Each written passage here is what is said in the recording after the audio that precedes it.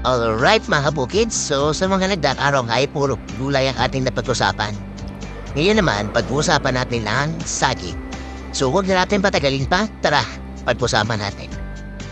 Nagtatagla ito ng potassium na mahalaga sa pagpapanatili ng normal na BP at pagtibok ng puso.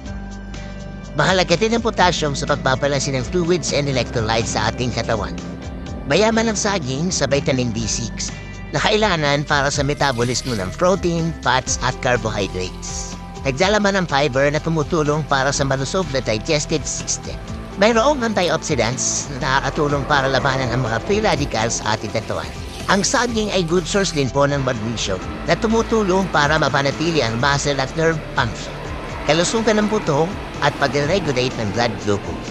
Nakakatulong din po ang saging para sa constipation at diarrhea. Nakaka-prevent po siya ng muscle cramps dahil sa taglay po nito, potassium. Nagpapalakas din po ito ng immune system sapagkat mayroon po itong vitamin C. At magandang pagkain ito para sa tao may mga GERD. Ayan lamang po mga kabukids.